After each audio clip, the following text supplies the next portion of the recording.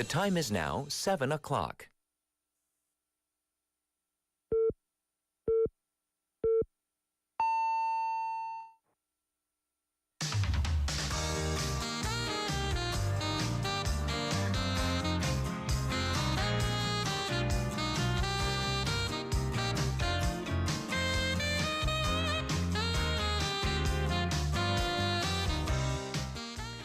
We are kicking off a nice short week because Lunar New Year holiday, it's coming up soon.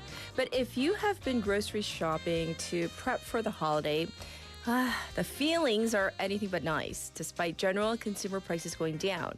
Fresh produce prices are still stubbornly high with the weather and demand just unfavorable conditions overall. The government has unveiled plans to inject 10 billion won to stabilize prices. But shoppers this week will be torn between wanting to put the best produce on the table for their ancestors and family versus not breaking the bank. I'm Catherine. This is Morning Wave in Busan on Monday, February 5th on befm, 부산영어방송.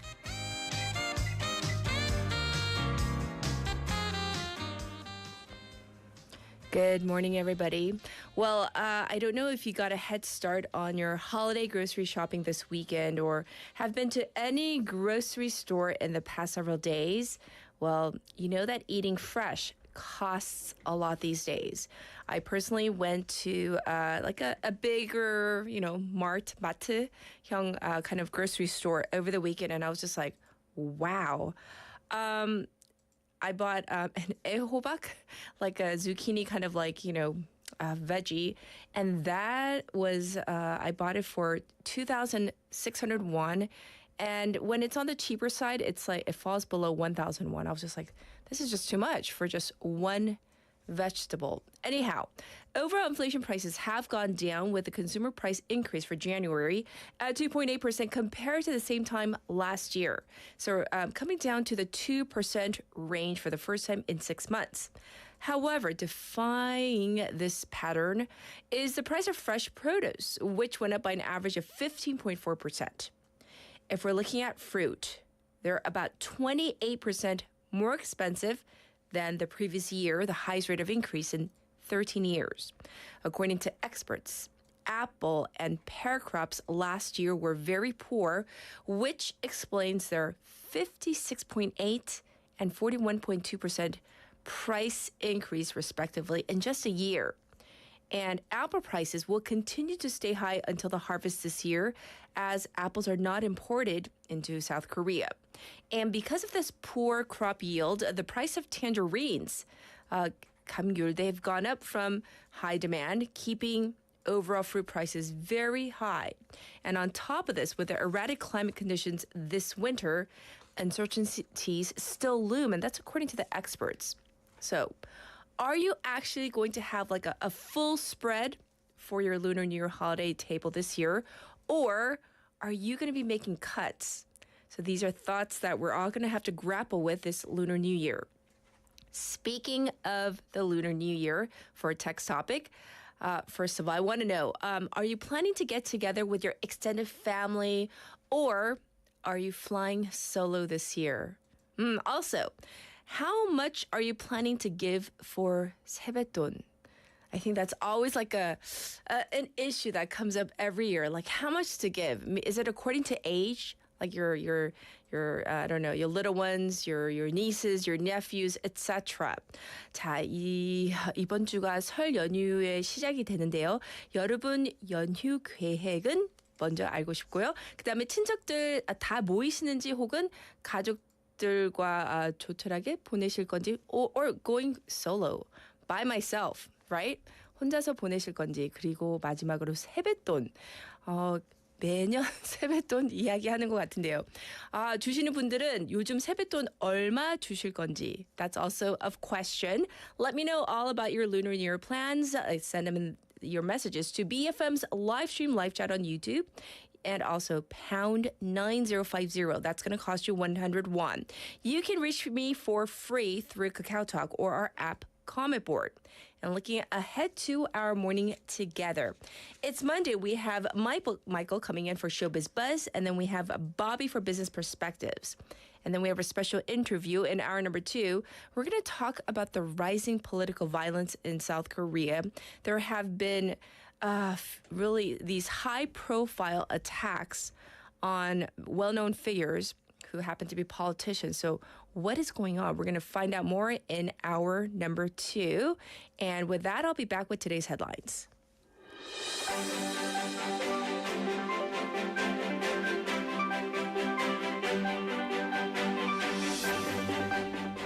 It is now 7:05, and these are today's headlines. South Korea calls on Moscow to act responsibly as Russian Deputy Foreign Minister visits Seoul. South Korea has called for Moscow to act responsibly, the foreign ministry said yesterday as a senior Russian diplomat visited Seoul for talks on regional security. Yoon records New Year's interview with KBS amid First Lady controversy. President Yoon Suk-yeol yesterday recorded a New Year's interview with public broadcaster KBS, his office said, as all eyes are on what he will say regarding allegations his wife accepted a luxury handbag as a gift in 2022. Government to raise medical insurance fees for essential medical services.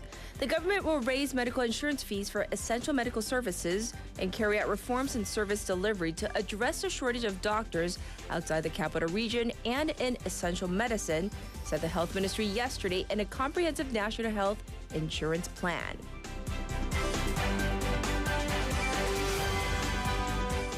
Consumption of non-durable goods declined by the highest margin in 25 years.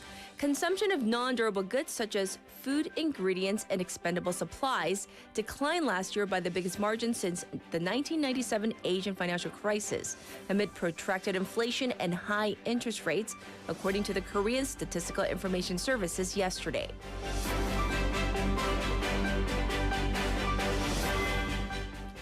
Chile president laments tragedy as wildfires kill 64. Fires devastating parts of central Chile have killed at least 64 people, and the country faces a tragedy of very great magnitude, President Gabriel Boric said on Sunday local time, as he warned that the death toll likely will surge in coming days. And these are today's headlines.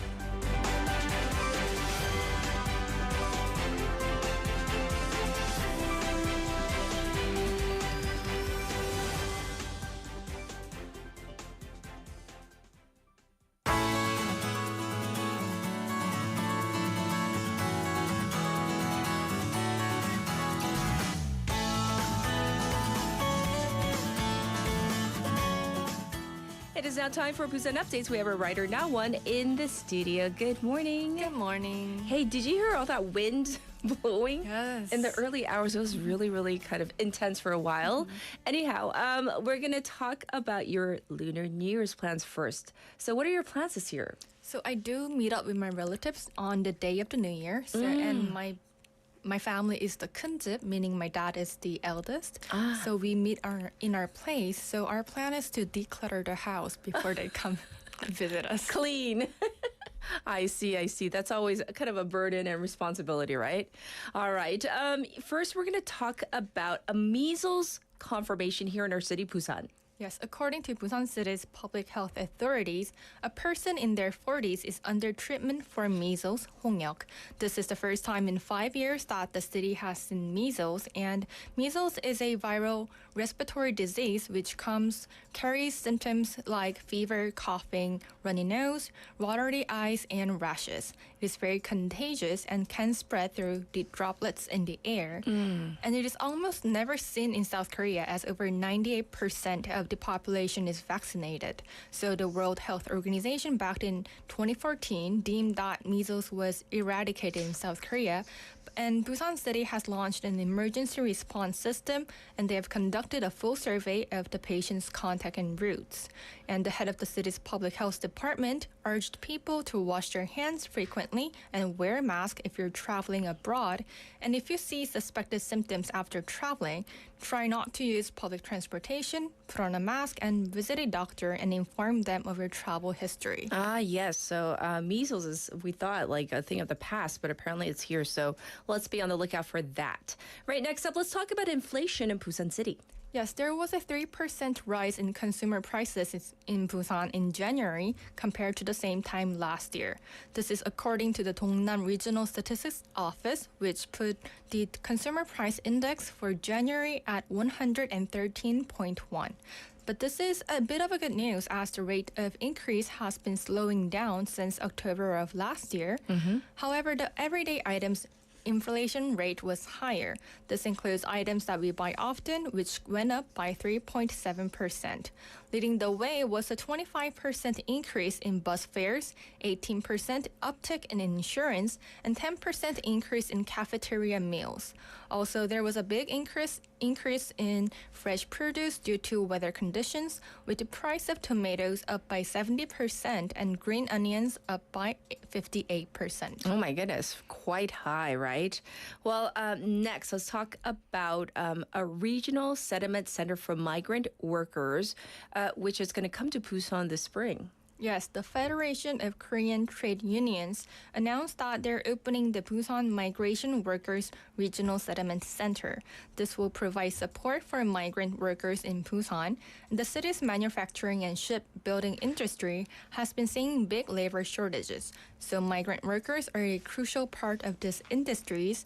And so in order to actively bring in more labor force, the union is opening this center to help them get settled in the city. This center will provide assistance for language, cultural difference, and health.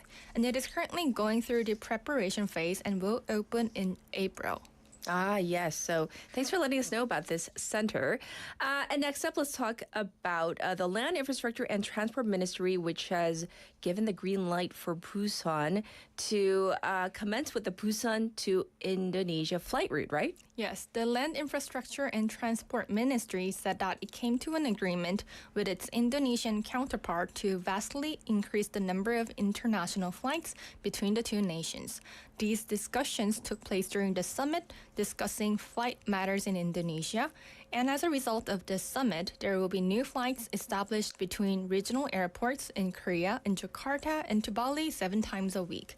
The Land Ministry said that this decision will greatly improve conveniences for regional residents who have not had any direct flights to Indonesia and help to increase usage of regional airports. Well, what does this mean exactly? I mean, does it mean that Busan's going to get all these flights?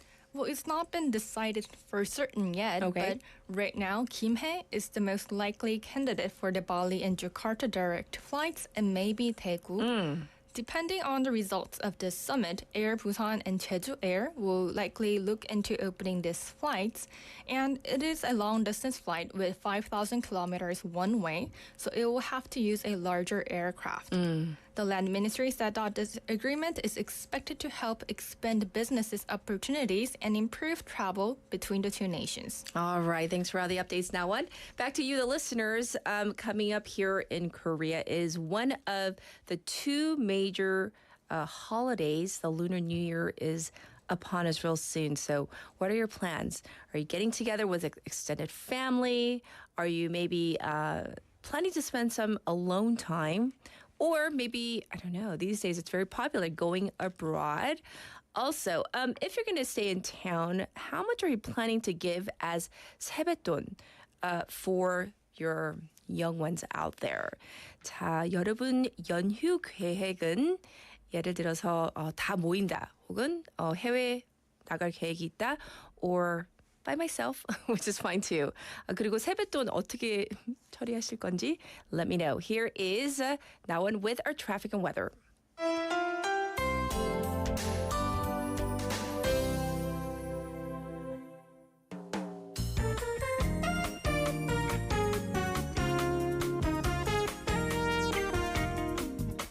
Good morning, everyone. Here's the traffic and weather for this hour.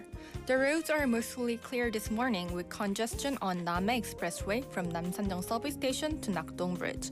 It is moving slow on Hwangyongdaero from Munjeon intersection to Pyeongnaekor intersection. And with the roads being slippery due to rain, please drive safe. Switching over to the weather, strong wind advisory is in place. Current temperatures are averaging 7 degrees Celsius in Busan, and afternoon highs will go up to 9 degrees. The shower will continue until 6 p.m., expecting 20 to 60 millimeters in the forecast. With the gusty wind blowing, please be careful when heading out. That's all for now. See you in the second hour.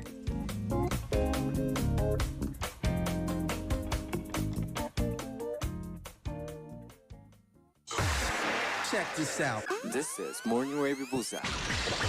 Everybody, wait a minute. This is Morning Wave. Morning Wave. You are listening to Morning Wave. Morning Wave in Busan. What show is this? This is Morning Wave in Busan. Here we go. Morning Wave in Busan.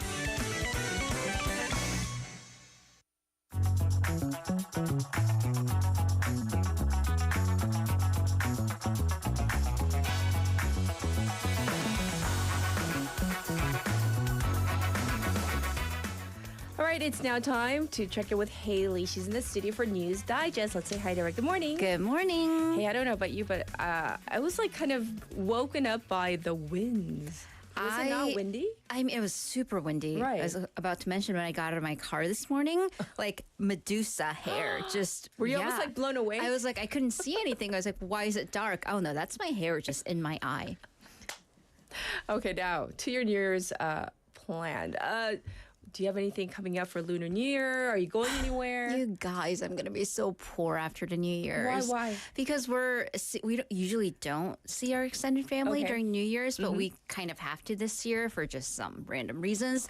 And then my cousins, Yes. bless them, they now have kids. Oh.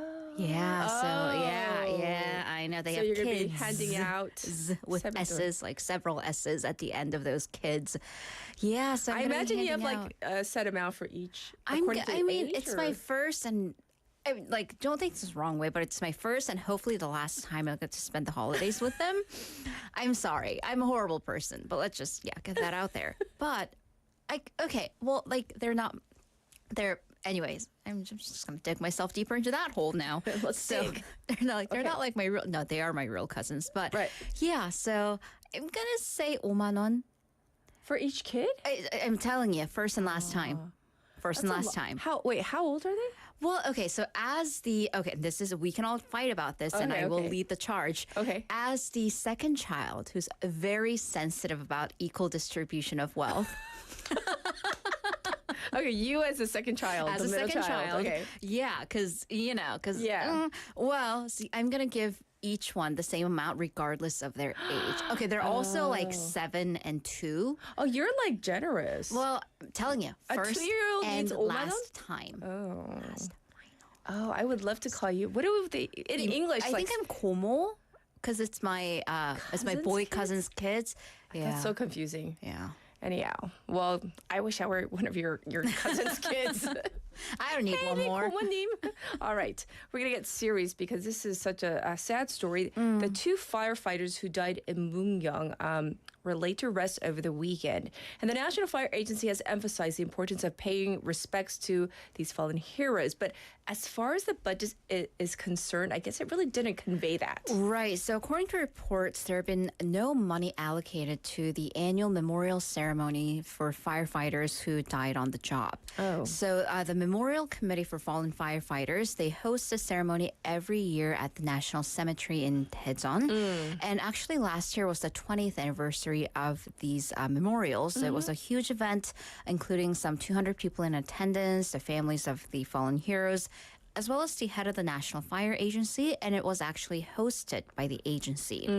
But apparently it was hosted by it, but they didn't pay for it. In terms of who paid for the event or who has been paying for it, Daejeon Office of Patriots and Veterans Affairs pays for 80%, and that is of the entire 50 million won budget. Okay. And the rest was funded by private donations and funds by the families who lost their loved ones. And there's no funding from the agency itself. So they have never once given money to the memorial ceremony.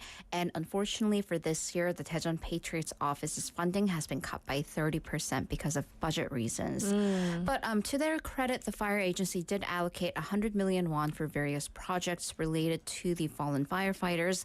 But that's actually happening for the first time this year. Well, we're not the decision makers. So, while we're on this topic, though, I also want to talk about the mental state, the mental health of firefighters. Right. So first, in the last 10 years, 42 firefighters, including those two that died recently, Yes. they were killed in line of duty. But their mental state and mental health are also of very much concern. And according to the National Fire Agency survey on mental health for firefighters, 44%, so 23,000 firefighters are in the at-risk group. Oh. So this includes any one or more of the major psychological ailments, and that is PTSD, depression, sleep disorders, or alcoholism. And all categories showed an increase last year compared to the previous year. And actually, very concerningly, 8.5% of firefighters who were surveyed, or over 4,000, said that they've had thoughts of suicide at least one time in the past year. Wow. So experts say that given the nature of their work, they're just consistently exposed to dangers and trauma. Firefighters need constant counseling and support, and that includes financial support for such therapy. And there's actually a counseling center for firefighters that's under construction right now, but that is one out of the entire country. It's to be located in Gangneung to open in 2026. And while we do have to say that's commendable, compared to police officers, there are several regional counseling centers, so there's a bit of a gap in terms of where these crucial workers or how they're being treated and what kind of infrastructural support there is for them. Right, and we talk about stress all the time, just for non-police officers, just slave people out here. Right, But right. I can't imagine the stress if you're a firefighter or a police officer. So Absolutely. yes, definitely should be getting the help they need. Moving on to some politics, though. The leader of the People Power Party brought up integrating Gimpo into Seoul once again. Right, so let's go over some political and campaign issues from the weekend. Sure. The People Power Party, PPP's leader, Han Dong-un, he went to an event in Gimpo that was calling for the early opening of the GTX line. And there he talked about, and he stated that by the time that magnolias bloom, aka early spring, Gimpo could be a part of Seoul. So he stated that Gyeonggi province has gotten too big to thoroughly be able to take care of its residents, and that all parties are aware of this. And he stated that his party will do whatever the people of Gyeonggi want them to do, and that could be either integrating Gimpo or any other city into Seoul, or separating Gyeonggi into two different provinces. And also he had visited Guri and Gimpo in just the past week, and these are both cities that are on the border to Seoul, where a lot of people do commute to Seoul, and their living sphere is in the capital city. Yes. And they have been, or some at least, have been calling for integration. So to that end, the party has formed a task force for the purpose of seeking solutions for the two Seoul and Gyeonggi living spheres. As for the Democratic Party, the flip side, it went on the offensive regarding the news of a special presidential pardon. Right, so a presidential pardon for the Lunar New Year holidays is in talks right now, and reports came out saying that President Yoon Suk-yeol is strongly considering a special pardon for former Defense Minister Kim Kwan-jin. So for a little bit of background, the former minister was found guilty of having ordered the military cyber command under the former Lee Myung-bak administration to post online comments in favor of the government. So upon this news, the Democratic Party issued their condemnation, questioning whether the president is or at least accusing him of planning an online comment manipulation season 2. So the DP spokesperson said that the president already appointed Kim Kwan-jin as a part of the Presidential Defense Reform Committee and accused him of trying to stir up North Korean election interference accusations ahead of April. So that's what's happening on the political front. Well, lastly, we're going to go to the Middle East where the tensions between the U.S. and Iran have just been ratcheted up. So tell us about this. Absolutely. So 6 days after the drone attack on the U.S. airbase in Jordan that killed 3 American soldiers, the U.S. took its first of, it seems, potentially many retaliatory actions. So the attack itself in Jordan, it was conducted by a group called Islamic Resistance in Iraq, which is kind of a ghost group that was made to make it difficult for the U.S. to trace the origins of where the funding came from, what is backing them. However, the U.S. has blamed Iran-backed militias for the attack, while Iran has denied this. So going back to the latest turn of events, on Friday local time, the U.S. launched strikes on 85 targets in 7 locations across Syria and Iraq, and these locations are all affiliated with Iran. Yes. And President Joe Biden issued a statement immediately afterwards saying that he directly ordered these attacks and warned that they will continue. And the Pentagon has also said that this is the start of its multi-tiered response. And then in phase 2, on Saturday, the U.S. and UK jointly struck 36 Houthi targets across 13 locations in Yemen. And in the latest statement from the White House, the National Security Advisor Jake Sullivan said that the strikes were just the beginning.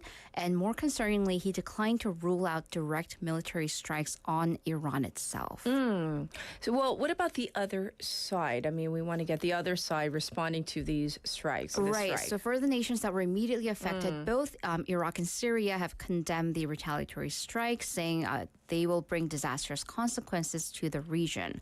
And Iraq argues that civilians were among the 16 people who were killed. Right. And Iran has strongly condemned the airstrikes as the violations of sovereignty. And now, of course, all eyes are on Iran to see how far they'll take things, because that could really determine how things will go in the Middle East for the foreseeable future. Sure. So for now, Iran has called the U.S. airstrikes a strategic mistake. And Iran's foreign ministry said that the strikes will have no results other than intensifying tensions and instability in the region. Well, that is what's happening there. And of course, we'll continue to cover all of these stories and give you updates. In the meantime, thanks for all the news, Haley. We'll check in with you in hour number 2. See you in a bit. All right, that was News Digest. And here's our first song for this morning. Here is In My Bones by Ray Dalton.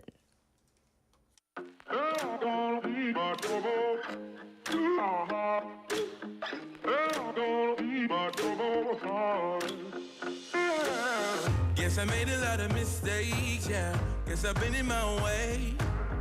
But I gotta do what it takes now. Got me feeling like I missed my time. Got me feeling like I'm lost. I'll be facing all my demons now.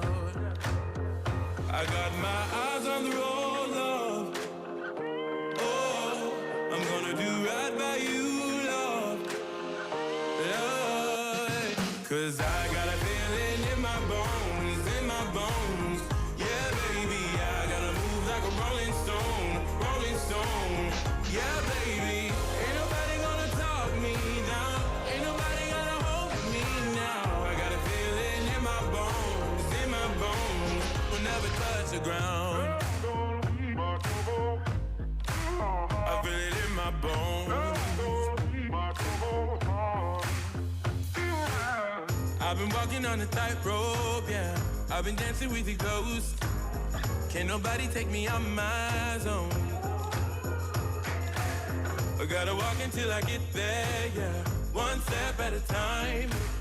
Tell my baby I'll be coming home. I got my eyes on the road, love. Oh, I'm gonna do right by you, love. Love. Cause I got a feeling in my bones, in my bones. Yeah, baby, I gotta move like a rolling stone, rolling stone. Yeah, baby, ain't nobody gonna talk me down. Ain't nobody gonna hold me now. I got a feeling in my bones, in my bones. We'll never touch the ground.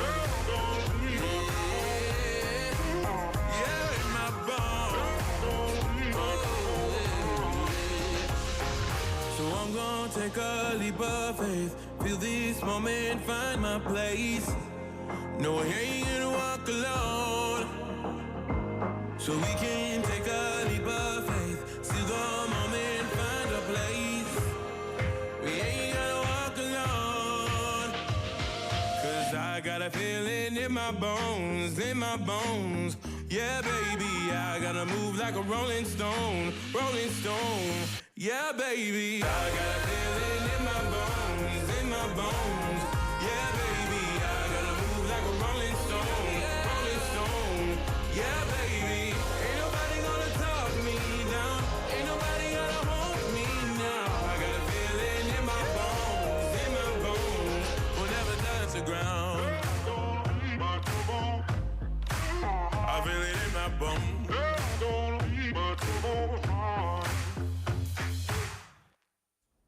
Welcome back, everybody. It is now time to go back to our main topic at hand. So we've been talking about the high prices of, I don't know, I feel like it's everything at this point, but, I guess certain things ahead of the Lunar New Year holiday. With fruit prices at their highest in over a decade, the government is pulling out all the stops to control prices. By the way, have you seen the price of apples and pears? I went Saturday to the mart, and I was kind of shocked because normally you expect pears to be expensive this time of year, right? So I saw a box of really nice premium pears. They were going for 90,000 won. To me, that was really expensive anyway. And then right next to it were a box of apples. The apples were 95,000원. They were more expensive than the pears. And so I was just kind of like gobsmacked. I was so shocked. I was just like, I really felt it this weekend. Anyhow, according to the Minister of Economy and Finance, the government has allocated an extra 10 billion won budget to fund discounts for agricultural products this week. Minister Choi Sung-mok also said that the government funded discount rates for such products and that would be raised to a maximum of 40%. On top of this, the government pledged to improve the supply system for apples and pears in the mid to long term. And this will include adding 6,000 tons of apples and 2,000 tons of pears to the harvest this year. Listening to the difficulties expressed from the farmers and the markets, the minister directed the government to look for ways to aid the purchase of things like pesticides, to provide tax deductions for farm equipment, and to modernize traditional markets. And ultimately, that does parlay over to us, the consumers. So there you have it. It's just really going to be tough in terms, especially of apples and pears this year. Well, speaking of such, let's talk about your Lunar New Year's plans. What are you planning to do? Like, are you gathering a lot of relatives? Are you planning to spend time with your loved ones? Are you flying solo this year? Also, 세뱃돈. Every year this comes up. How much are we supposed to give? And for what age range? I think it differs for many families and traditions. And, or maybe you're not into giving 세뱃돈. That will make you the most unpopular relative out there. But I'm just saying, I guess you don't have to. 자, 이번 주가 벌써 설 연휴입니다. 친척들과 다 모이시는지 아니면 혼자서 보내시는지, 그리고 세뱃돈 주시는 분들은 얼마를 주실 계획인지, that's also what I'm asking. And finally, for our friends who are not in Korea, who are not celebrating Lunar New Year, maybe you can share with the rest of us traditions when it comes to gift giving during the holidays, or if you exchange money at all with your relatives. For example, giving, what they call allowance or pocket money to your nieces or nephews, or even to your sons and daughters during a traditional holiday. So share with us your family traditions. Looking to some of your messages. Here we go. We have 고수 waiver. 저는 가족과 조촐히 지내야 할 것 같아요. Oh, so they say they're going to just, play it very simple with just family. Junwon waiver says, my mom felt uneasy because she had to give double or triple 세뱃돈 since I was her only son. Now I understand her feelings because I also have one son. Oh, that kind of, I understand that because it depends on how many children you have or, your other relatives have, because you want it to even out, because if your other relatives are spending heavily on your one child and then you have to give out money to multiple offspring of your relatives, it gets very, very complicated. And yeah, I think it's a realistic thing where you kind of have to do the math also, so it kind of evens out, right? And let's see. 오겹살 좋아 waiver. 조카가 많이 없어서 다행이에요. So she's happy. They're happy that basically they don't have many nieces or nephews because, yes, it can get quite expensive. All right. For the time being, I'll be back with our hot clip.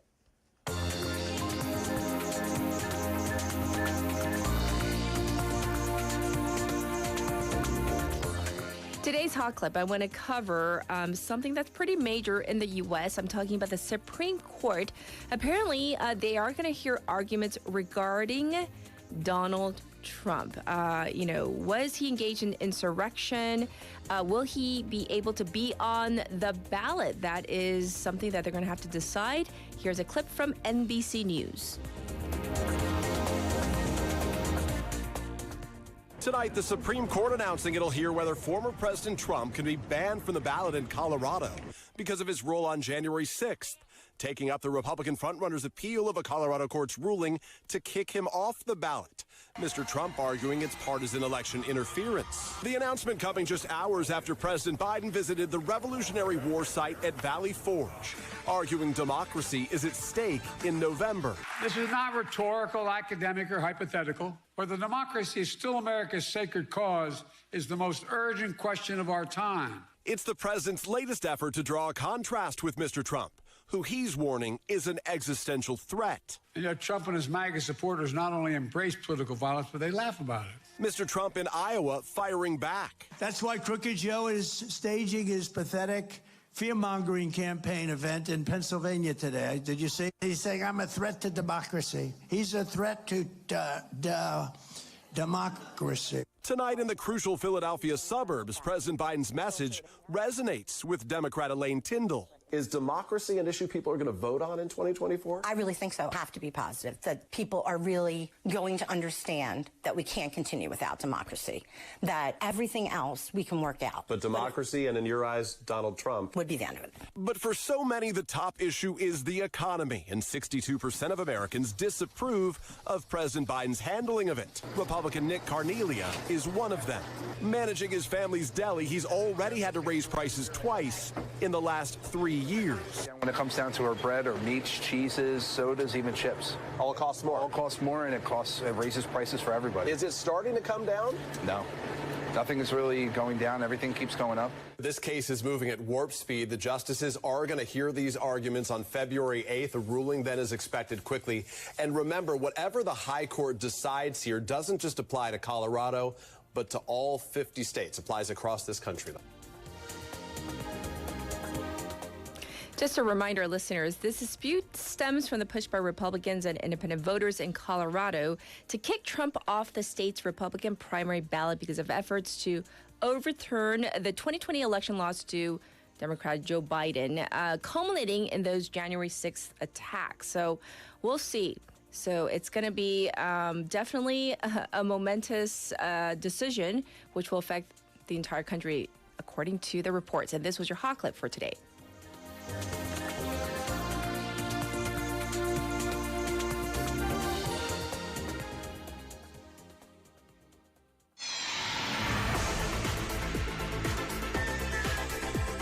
Stay tuned.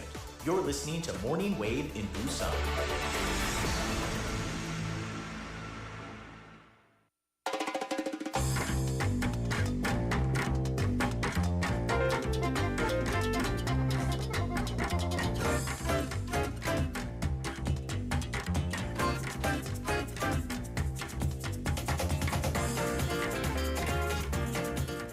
It is now time for Showbiz Buzz. We have Michael in the studio. Good morning. Good morning. Hey, so I'm asking everybody, did you wake up from the winds? I did. I want everybody to know how windy it was yesterday.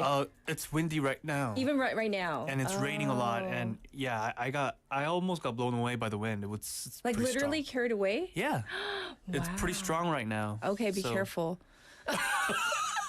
Did you see Our producer's our like- producer's face? He's like, she's just like, really? You were not swept away. She had that look on her face like, you're not that light. But hey. Is that what she meant? Okay. I don't know. Okay. No, the reason why I asked was because like Umberto, he's like, hello, reporting from sunny California. And then Leslie Waver says, Umberto, we got 6 inches of very wet snow in Lakewood, Colorado yesterday. It's sunny and melting today. Wow. I mean, we have our listeners are from all over, obviously, and we're dealing with windy Centum City. It's something's wrong with the weather these days, you know. It's just like the climate change broken. or something. Yeah. Right. Yeah. Hey, for our text topic, today we're talking about Lunar New Year's. It's coming up real soon. So, what are your plans? Are you doing anything, going anywhere? And about sebeton. It's always like a conundrum. Like if you're giving out sebeton, like how much is appropriate? I mean, that's always the question, right? Every Yes. Lunar New Year, you have to think about how much you want or how much you want to give it away. Oh, do you still get money? No. Okay. I was going to say hello. Yeah, I think I'm a little bit too old for that now. I mean, yeah, but I don't think you're ever told for sebeton. for money, yes. I mean, you're always young for that, right? Wait, by the way, am I the only adult that still bows and gets money? Is that bad? No. I mean, do you get money? I just Do you don't get. I know you bow, but do you get money? Oh, you do? Yeah, me too. Okay. Really? Okay, so it's just me now then. Okay, I'm gonna go bow this time. Yes.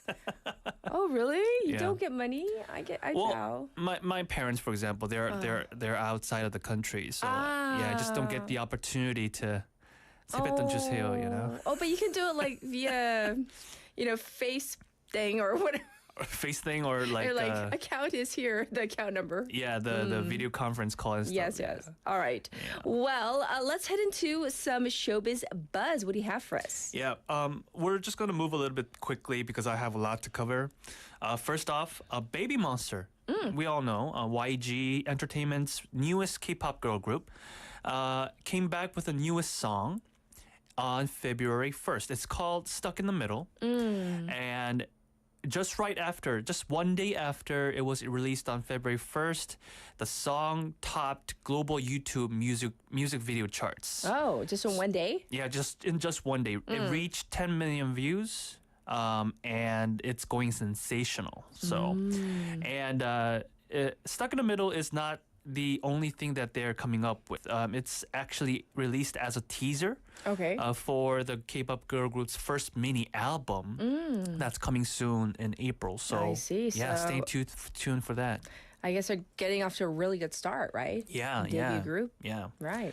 Okay, and next we have in the movie section, Okay. Badland Hunters, or in Korean, 황야, rises to #1 on Netflix's non-English movie chart category. So this movie is basically a dystopian action flick starring Ma Dong-seok that we all love. Yes. And this movie topped Netflix's weekly chart for non-English movies. So, we all know Ma Dong-seok, and he's internationally known as Don Lee. Yes. And he tries to rescue a teenage girl abducted by an ill-willed doctor who wants to experiment on her. This movie garnered 14 million total views during the January 22nd and 28th viewing period. Sure. And was #1 in 82 countries, including Really? South Korea, Brazil, Italy, and France. So All it's over going the well. place. Yeah, it's going well. And last week, I think a couple weeks back, we talked about how movie industry in South Korea is struggling. But I think this might change the trend. Wait, So, he's known as Don Lee? I found out about that today. No, but I'm thinking his last name is Ma. Why? Don. You know what? That's right. Why is it No, Don I'm Lee? just like looking at his name on paper, like it just dawned on me, like, what? Okay, why is it I Don? will check back on this. No, I believe you. I think it is, but I'm just wondering, why did he choose? Don Lee. But everybody's got their own aliases, right? Yeah. I'm just curious now. Yeah, I if mean, somebody knows, let us know. yeah. If anyone knows about this, please comment so we can know. Yeah. Well, Yeah, that's a good question. Isn't Don it? Lee. Yeah, that's a good question. Okay, just curious. Yeah. Well, congrats to the whole team behind Badland Hunters. Yes. Yeah, and next up, a very sad news for Rocky fans out there. I saw those. Yeah, Carl Weathers, we all know him. him just by the name. Yes. And he played Apollo Creed, the boxing champion from the movie Rocky. He died at the age of 76 on February 1st, peacefully at his home. So, for every Rocky fan, he's a must-know guy. You have to know this person, That's where he get his fame. So back in 1976, when he was starred in Rocky the movie as Apollo Creed, he began to, gain fame. Right. As Rocky's main rival. And he also starred in the movie Predator in 1987 with Arnold Schwarzenegger. That's right. Yeah, and for the younger generations, he's also popular for his role as Greef Karga in Disney Plus's Mandalorian series. That's the Star Wars saga. Yes. Yeah, and very popular among the younger generation. So, Carl Weathers was the actor. And I was very sad. Yeah, it's very, very unfortunate to see him go. But he did leave us with a huge legacy. Yes, of course. Yeah. So left his mark, right? All right, let's move to our next item. What is it? Yeah. So last but not least, South Korea is going to introduce Hollywood's pay it forward system. Oh, what is this? Yeah, this is something very new to me as well. But it turns out that Hollywood is trying to incorporate a new way of ticketing system that combines this concept of crowdfunding and donations. Ooh. So yeah, it's basically a film ticketing system that focuses on sharing movie watching experience with others.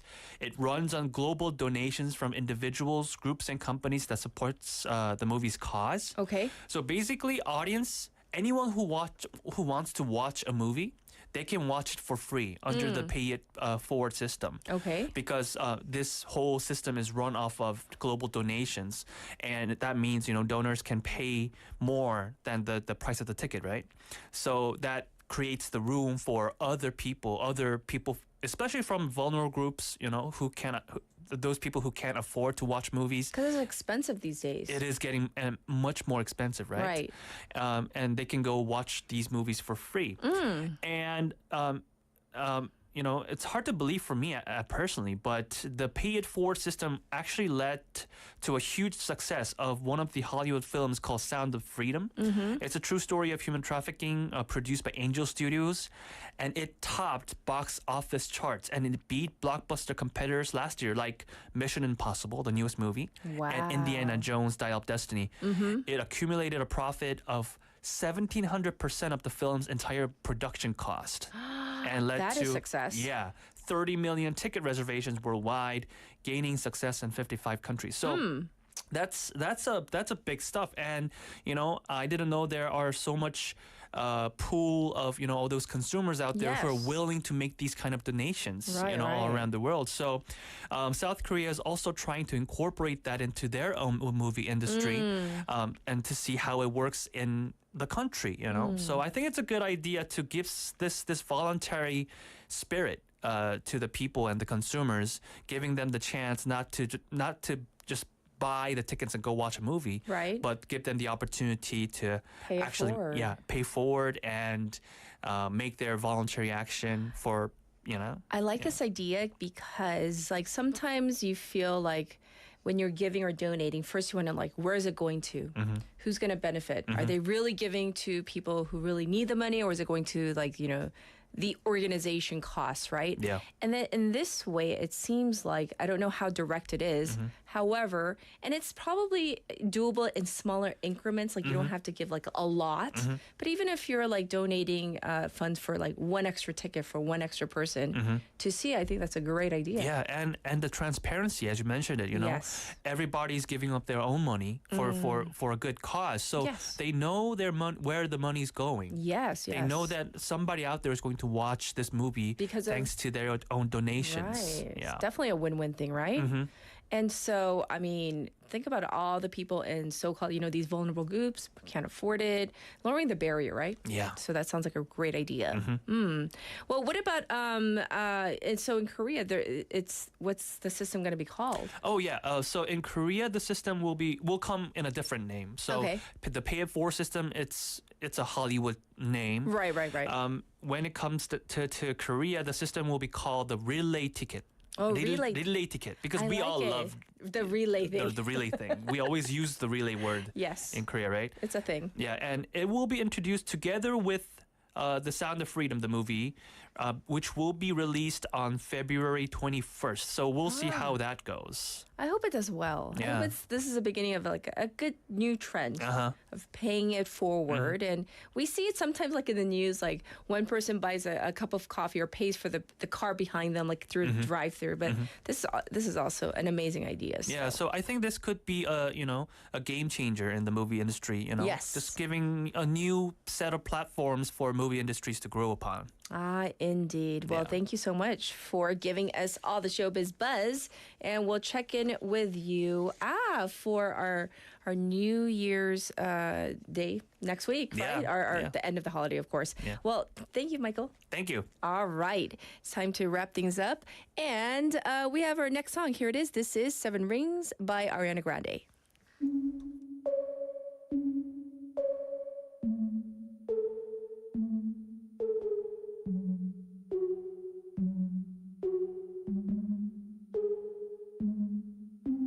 Breakfast at Tiffany's and bottles of bubbles. Girls with tattoos who like getting in trouble. Lashes and diamonds, ATM machines. Buy myself all of my favorite things. Been through some bad, I should be a sap. Who would've thought it turned me to a savage? Rather be tied up with calls and not strings. Write my own checks like I write what I sing. My wrist, stop watching. My neck is flossy. Make big deposits. My gloss is popping. You like my hair? Gee, thanks. Just bought it. I see it. I like it. I want it. I got it. Yeah, I want it. I got it. I want it. I got it. I want it. I got it. I want it. I got it. Yeah. You like my hair? Gee, thanks. Just bought it. I see it. I like it. I want it. I got it. Yeah. Wearing a ring, but ain't gon' be no misses. But matching diamonds for 6 of my. I'd rather spoil all my friends with my riches. Think we tell therapy my new addiction. Whoever said money can solve your problems must not have had enough money to solve them. They say which one I say now. I want all them. Happiness is the same price as red bottoms. My smile is beaming, my skin is gleaming. The way it shine, I know you seen it. I bought a crib just for the closet, both his and hers. I want it, I got it. I want it, I got it. I want it, I got it. I want it, I got it. I want it, I got it. You like my hair? Gee, thanks. Just bought it. I see it, I like it. I want it, I got it. My receipts be looking like phone numbers. If it ain't money, then wrong number. Black card is my business card. The way it be setting the tone for me. I don't need a brag, but I be like, put it in the bag, yeah. When you see the max, they stacked up like my, yeah. Go from the store to the booth, make it all back in one loop. Give me the loot, never mind, I got the juice. Nothing but never we shoot. Look at my neck, look at my jet. Ain't got enough money to pay me respect. Ain't no budget when I'm on the set. If I like it, then that's what I get, yeah. I want it, I got it. I want it, I got it. I want it, I got it. I want it, I got it. You like my hair? Gee, thanks. Just bought it. I see it, I like it. I want it, I got it. Yeah.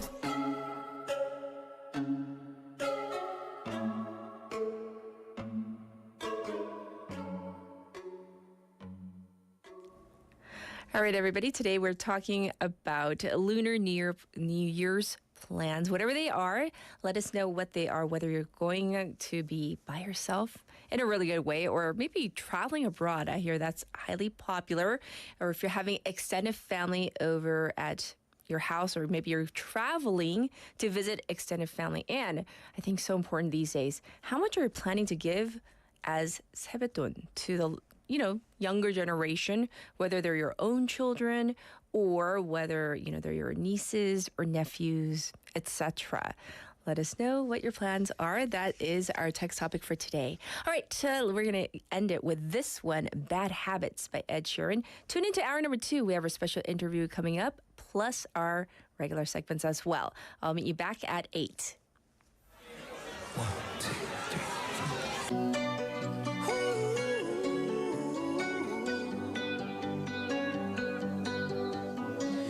Every time you come around, you know I can't say no.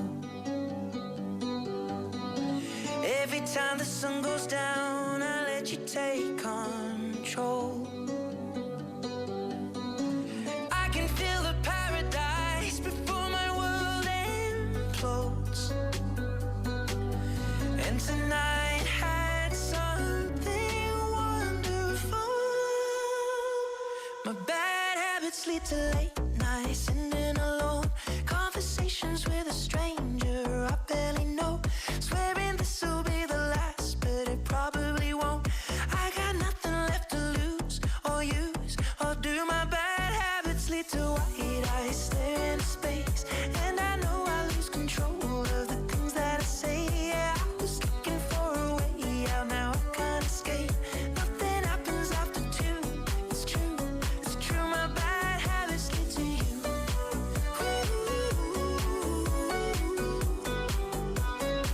My bad habits lead to you.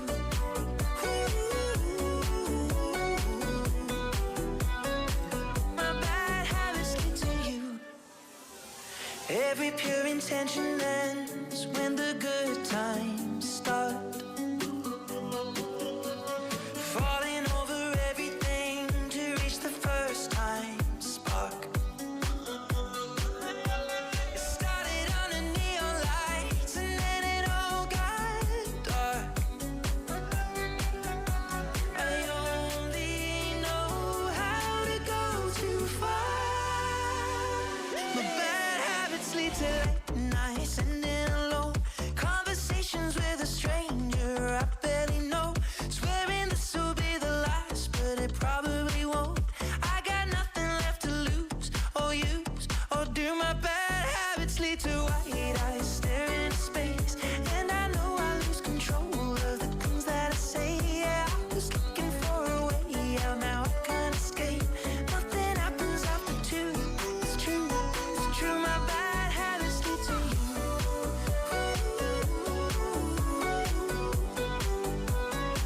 My bad habits lead to you.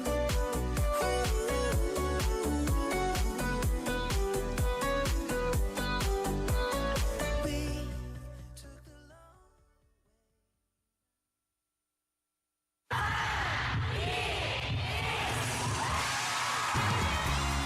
부산의 축제 어디까지 즐겨보셨나요? 과거와 현재, 미래가 공존하는 항구도시 부산. 이곳 부산은 계절을 물들이는 다양한 축제로 늘 풍성합니다. 봄의 시작을 알리는 봄꽃 축제부터 부산의 여름을 만끽하는 바다축제, 전 세계 영화인들이 모이는 부산국제영화제와 새로운 시작의 해맞이 축제까지. 부산의 축제는 우리의 열정을 가득 담고 있습니다. 바쁜 일상은 잠시 뒤로 하고 특별한 시간을 선물 받는 바로 이곳 부산에서 우리의 삶은 축제가 됩니다. 축제로 하나 되는 부산, 여러분은 어떤 축제를 기다리시나요? 이 캠페인은 대선공익재단과 befm 부산영어방송이 함께합니다. 혹시 지금 운전 중이신가요? 어린이 교통사고 피해자 수는 지난 3년 평균 약 9만 명. 특히 어린이 보호구역 안전기준이 강화된 이후에도 어린이 보호구역 내 사고는 지속적으로 발생하고 있습니다. 스쿨존에서는 반드시 시속 30km 이하 서행, 스쿨존 내 불법 주정차 금지, 차량 출발 전 앞뒤 좌우 살피는 습관으로 어린이가 안전한 도시를 만듭니다. 참, 운전 중 휴대전화 사용은 모두에게 위험합니다. 우리 모두를 위한 교통안전, 나부터 실천하면 모두가 안전해집니다. 어린이가 안전하게 뛰어놀 수 있는 부산. 아이 키우기 좋은 도시는 우리 모두의 미래이자 희망입니다. 이 캠페인은 어린이가 안전한 부산을 만드는 은행, B&K 부산은행과 함께합니다.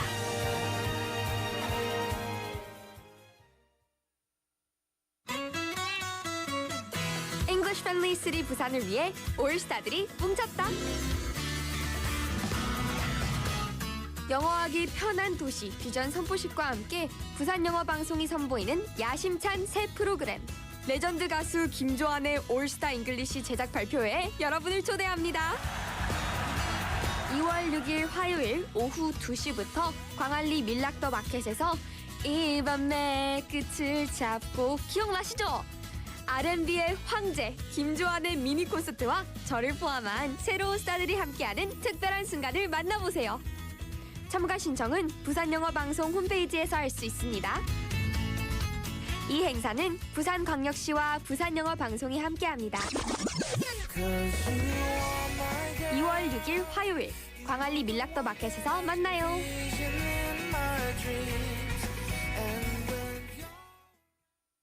보이스피싱에 눈을 뜨시오. 공약미를 대출해드릴 수 있을 것 같아요. 근데 수수료를 좀. 보이스피싱 전화 올 땐 전화 끊고 확인하기. 실장님의 계좌가 금융범죄에 연루되었습니다. 기관 사칭 사기 전화 112로 신고하기. 택배 주소 오류 사기 인터넷 주소 클릭한대. 늘 의심하고 꼭 전화 끊고 또 확인하고. 보인다 보여. 수법이 보이는구나. 눈을 뜨면 예방책이 보입니다. 공익광고협의회.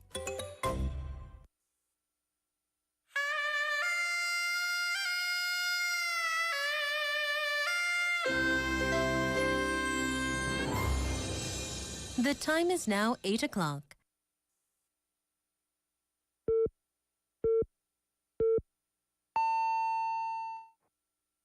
It's morning. And what a lovely morning. Dynamic Busan. Good morning. Good morning. Good morning. Good morning. Hello, Chevy. What show is this? Hello.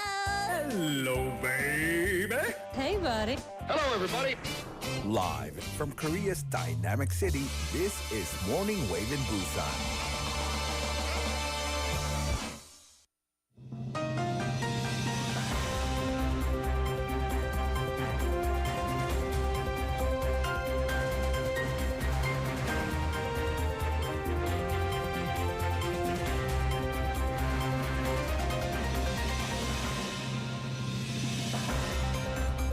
It is now 8 o'clock. This is news highlights. South Korea calls on Moscow to act responsibly as Russian Deputy Foreign Minister visits Seoul. South Korea has called for Moscow to act responsibly, the Foreign Ministry said yesterday, as a senior Russian diplomat visited Seoul for talks on regional security. Andrei Rudenko, the Russian Deputy Foreign Minister in charge of the Asia-Pacific region, met with Deputy Foreign Minister Chung Byung-won on Friday and addressed the Ukrainian war and bilateral ties, the ministry said in a press release. During his visit, Rudenko also held talks with Kim Gun, South Korea's top nuclear envoy. Kim called on Moscow to strictly comply with its obligations to the United Nations Security Council resolutions, including the immediate cessation of its military ties with Pyongyang that threaten the security of the Korean Peninsula and Europe.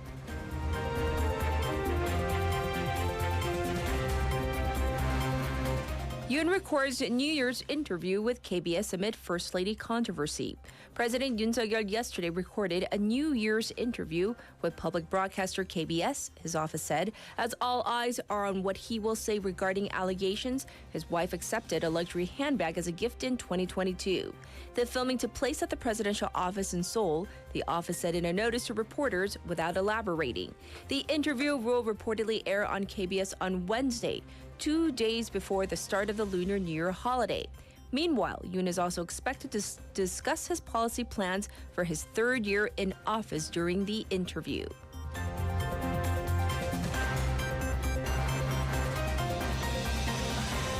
Government to raise medical insurance fees for essential medical services. The government will raise medical insurance fees for essential medical services and carry out reforms in service delivery to address a shortage of doctors outside the capital region and in essential medicine. In a comprehensive national health insurance plan announced yesterday, the health ministry said insurance fees for essential medical services will be raised based on the level of difficulty, risk, urgency, overnight shift, and regional gap. an alternative system of offering differential compensation for the quality and results of medical services will also be adopted. The ministry will reform the nation's medical service system to provide necessary services at the right time through enhanced cooperation between regional-based institutions and local medical facilities.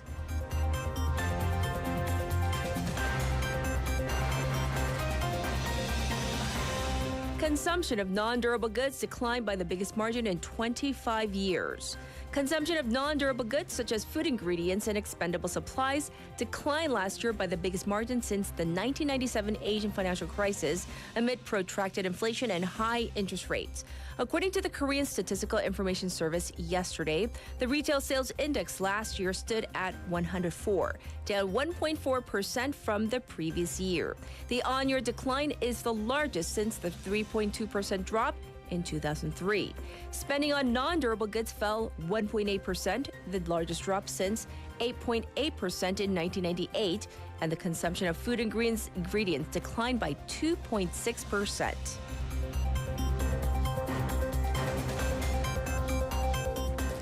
Chile president laments tragedy as wildfires kill 64. Fires devastating parts of central Chile have killed at least 64 people, and the country faces a tragedy of very great magnitude, President Gabriel Boric said on Sunday local time, as he warned that the death toll likely will surge in coming days. Wildfires that began several days ago are menacing the outer edges of Viña del Mar and Valparaiso, two coastal cities popular with tourists. The urban sprawl of those cities accounts for more than 1 million residents west of the capital, Santiago. Hundreds of people also have been reported missing, authorities said.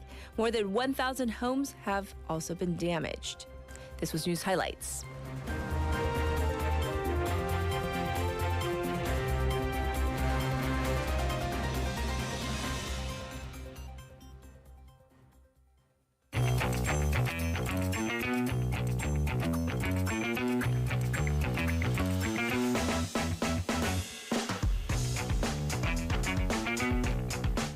It is now time for Issue Wager. That's why Haley's back in the studio. Welcome back. Good morning again. All right. First we often talk about how everything is so expensive, including expensive to get married here in Korea, right? Especially. Yes. Yeah. And how that may be a major deterrent for young people who are even considering tying the knot. But now I'm curious. Just how expensive are we talking about? All right, short answer, 300 million won. So that's how much won? Yeah. For the wedding? For the home. Oh, okay. Plus the wedding. I was going to say, like, how extravagant are open bars with like the most expensive champagne and caviar? Is it like a 3-day wedding? Yeah, what's going on? No, this is based on a survey of 1,000 married couples from a matchmaking company. So this is kind of based on their experiences. And the average cost for getting married came to actually a little over 347 million won. Oh, okay. So that's like 3.5 or 350 million won almost. Right. Of course, the bulk of this money went to their home at 241 million won, which accounts for almost 80% of the total funding. But that also leaves almost 1억 won for something for something else. Yeah, for else. I'm like, how much? What?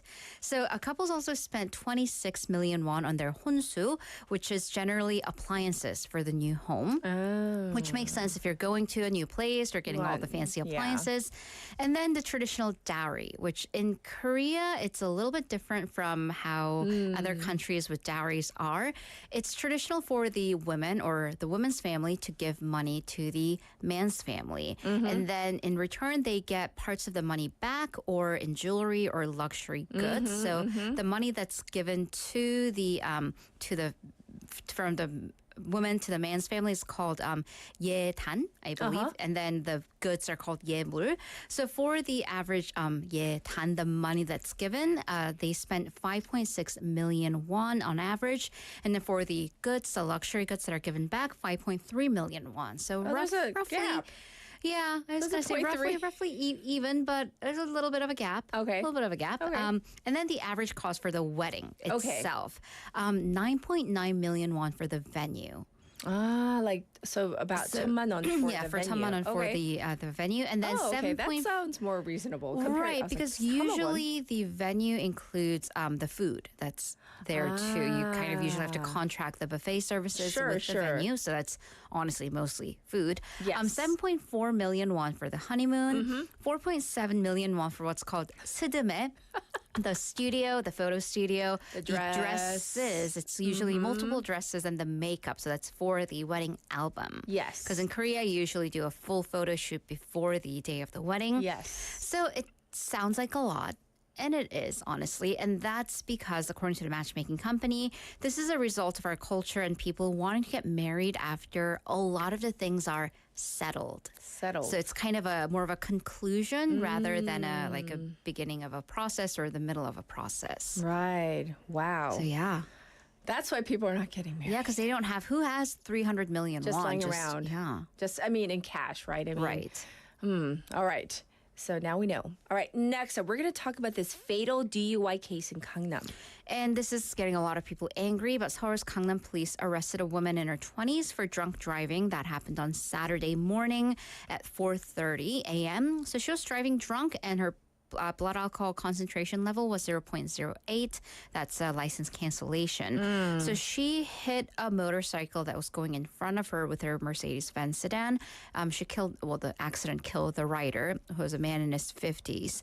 So what made a lot of people angry, apart from the obvious reasons, is her attitude after the accident. Oh, no. So this case became public via kind of a vehicle and driving online community.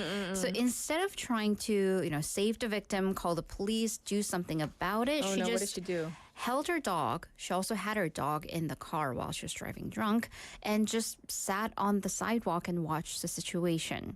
So some people may say maybe she was in shock, but still not an excuse. And according to photos from the accident, you can see her just kind of squatting or sitting on the sidewalk, holding the dog and watching the entire scene. And witnesses who call the police say that she was so drunk and she just was holding the dog, and they tried to call the police and took care of the scene until the police arrived. Well, I mean, she wasn't drunk enough to hold her dog. Right. I'm just saying. I mean, so just... I know. I mean... pets are important, but I mean, human life. Right, right. All right, next. The president sent his Lunar New Year's gifts to various people across the country, but apparently this kind of irked one particular group. So which one? So annually, the presidential office sends these holiday gifts of families of fallen soldiers or others in uniform, religious leaders, and etc. So this year's gifts included traditional liquor, pine nuts, preserved sugared citrons, beef jerky, and etc. And the presidential office, they were very considerate, taking steps to make sure that the Buddhist leaders, usually monks or vegetarian or vegan, they received acacia honey and mushrooms instead of jerky. The packaging was also a print of the paintings by patients with Hansen's disease at the National Hospital in Sorokdo. Okay. The painting, however, included a crucifix, a Catholic church, and rosaries, and also had a prayer that began with "Thank you, our Father." So it was very Catholic because the National Hospital in Sorokdo, it's a Catholic hospital. That was a big oversight. That was a big oversight, especially from the Buddhist leaders who, they said that it's biased towards a certain religion, and it's also disrespectful to send one religion a gift from the president, no less, with symbols from another religion. Right. Yeah, so the presidential office set off to rectify this right away, including the chief of staff immediately rushing to the offices of the Choge Order of Buddhism. And they acknowledged that this was inconsiderate and this was a major discourtesy. So the office explained that the intent was to incorporate diverse artists, works from artists who had Hansen's disease, and added it's an interesting comment that one of the officials who put together the box, him or herself, is a devout Buddhist. But because this is a job, some things go unnoticed when you're working and when you're busy. Okay, so don't try to pass the buck. Doesn't. Right. That doesn't. That read to me as like, we have friends of certain races. So that never works. But the head monk from the Choge office expressed gratitude for the presidential office immediately trying to rectify the situation. I see. And they said that they understand this wasn't on purpose, but please make sure that it never happens again in the future. Oh, that was very gracious of him. Right. Yes. All right. lastly, many of us have probably waited in line to get into a popular restaurant and then put, you jot down your name or phone number on the list, but we hardly think about what happens to our personal information that we kind of put out there. Right. So if there's a line, if there's a popular restaurant, if it's a 맛집, do you wait in line? I have a certain extent to, to me, maximum is 30 minutes. That's just me, though. I know some people wait hours upon hours. That's not me. I've done it, though. Put my name on the thing, put my phone number down. Or they have those apps these days, right? Yeah, I do love using the apps. Yes. And you can just kind of hang out around and go to a cafe. Sure. And, those apps where you digitally line up, you know what's going to happen to your information. Or we think we do. Yeah, I know. Fingers crossed. Oh, right. no. Yeah. And these are major companies, so hopefully you're deleting my information or not using it. What about the manual list? Exactly. Oh, is that what we're talking about? Yeah, so what happens to my phone number that I write down with my name? So, on the clipboard, on the clipboard. Yeah. Because if that list is literally a clipboard and a pen, what's going to happen to the information?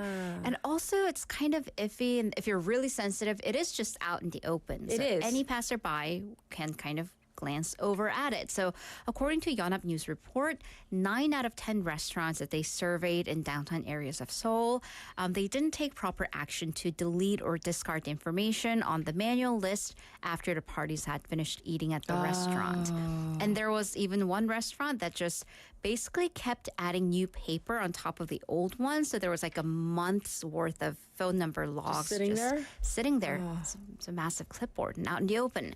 So experts say that actually these actions may be in violation of the Personal Information Protection Act. And of course, there's an increasing awareness as consumers about where's our information going. I think mostly because I receive spam calls all the time. Twice a day.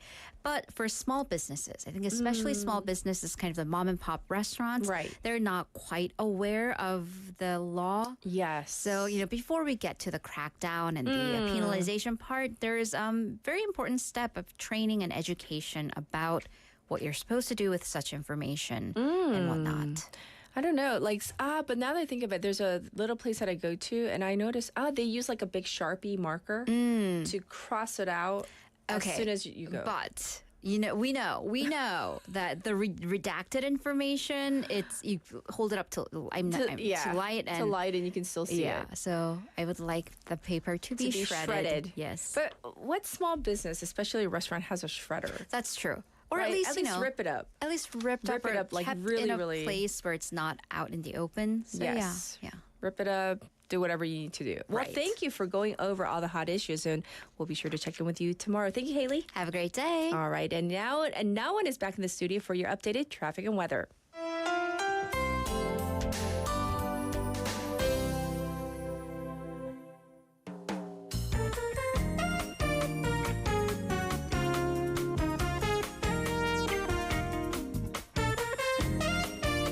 Good morning again, everyone. It is currently 8:16. Here's your update on traffic and weather. The traffic is slowly filling up with congestion on Geoje-daero from Hamajong intersection to Songgong Junction. It is a little bit backed up on Worldcup-daero from Yeonsan intersection to Nammungu intersection going both ways. Likewise, it is moving slow on Yeonsuro from Shinli Junction to Yangjong intersection. And as the roads are slippery due to rain, please drive safe. Jumping over to the weather, strong wind advisory has been in place. Current temperatures are averaging 7 degrees Celsius in Busan, and afternoon highs will go up to 9 degrees. The shower is expected to continue until 6 p.m., expecting 20 to 60 millimeters. And with the gusty wind blowing, please be careful when heading out. Stay warm, everyone. That's all for now. Let's hand it back to Catherine.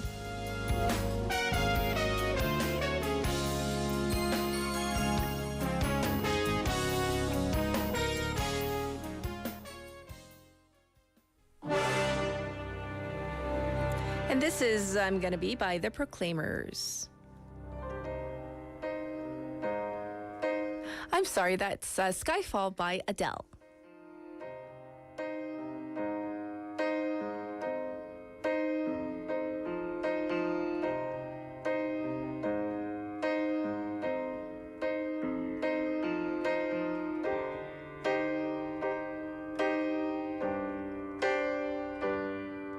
This is the end.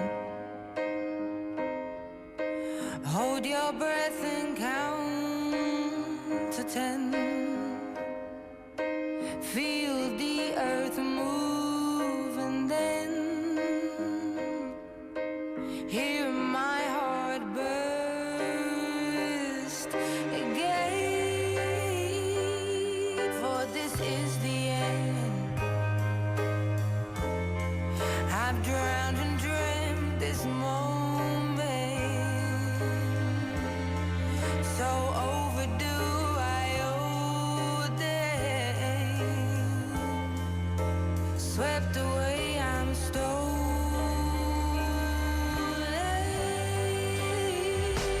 Let the sky fall when it crumbles. We will stand tall, face it all together. Let the sky fall when it crumbles. We will stand tall, face it all together. Let sky fall. That sky fall. Skyfall is where we start. 1,000 miles and poles apart, where worlds collide and days are dark. You may have my number, you can take my name, but you'll never have my heart. Let the sky fall when it crumbles. We will stand tall, face it all together. Let the sky fall when it crumbles. We will stand tall, face it all together. Let sky fall. When it crumbles, we will stand tall.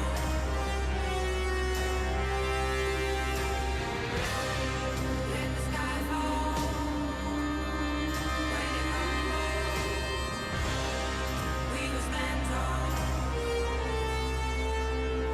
Where you go, I go. What you see, I see. I know I'll never be without the security. All your loving arms keeping me from harm. Put your hand in my hand and we'll stand. Let the sky fall when it crumbles. We will stand tall, face it all together. Let the sky fall when it crumbles. We will stand tall, face it all together. Let sky fall. Let the sky fall.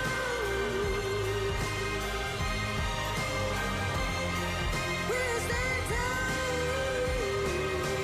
as sky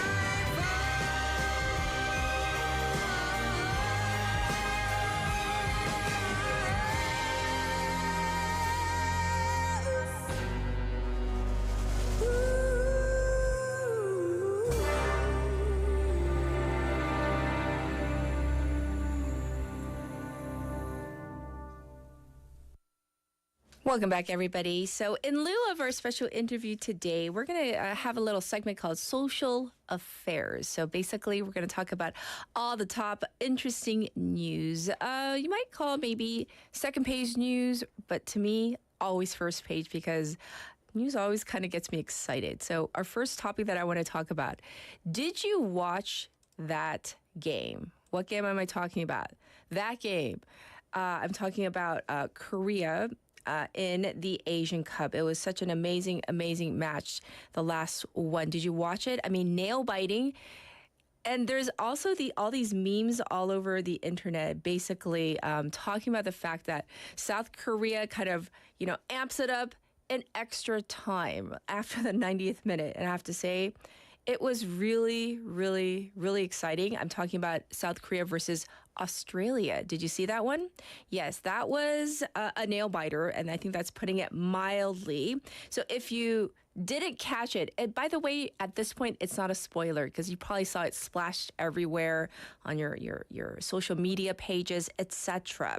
So yes, South Korea once again leaving it into until stoppage time to turn things around in the quarterfinals of the 2023 Asian Cup, right? And so it was South Korea versus Australia, and it was just like literally moments before the final whistle was about to be called. And what happened? So if you remember, Hwang Hee-chan and Son Heung-mi, they were basically kind of like the so-called heroes of the night. And near stoppage time, Son Heung-min, he actually was, he went down. It was a hard foul, and it was in the box, as they say. And then I was kind of surprised. I don't know about you. Son Heung-min he's normally the person who takes the PK, right, the penalty kick, but Hwang Hee-chan stepped up. And then later, in other news, Son explained that Hwang had told him, hey, I can do this. Can I please take it? And so he, as the captain, said, you know what? If you're that sure of yourself, go ahead. So he let him take it. And as you know, and then he tied it up at 1-1. And then they went into extra time. There was another foul, but it was outside the box this time, right? Hwang Hee-chan went down on a hard foul. And then we know what happened. That curler, Son Heung-min's curler, that was just a beauty. And that ultimately gave South Korea the lead. So they won 2-1. What does that mean? That means South Korea is into, yes, the semifinals. And it's so confusing because of the time difference. So from what I understand, and correct me if I'm wrong, I could be wrong. From what I understand, they will be playing Jordan. They're going to be playing Jordan. It's like late Tuesday night, early Wednesday, like midnight. Midnight meaning like, but we're talking late Tuesday, early Wednesday morning is from what I understand when it's going to be. And the big question is this. Are you guys going to stay up and watch it? It's a big dilemma for me as well because I want to be, on top of my game for Morning Wave in Busan. But of course, this is like a once-in-a-lifetime chance to see this lineup, right? We're talking about Son, we're talking about Hwang Hee-chan, we're talking about Kim Min-jae, Lee Gang-in. Can you tell I love soccer? Yes. So that's what we're looking at. Also, in other social news, to switch gears a bit, our next story that I want to cover is regarding elementary school teachers. And there has been this survey that was just released, just yesterday, that half of female elementary school teachers, they think of quitting.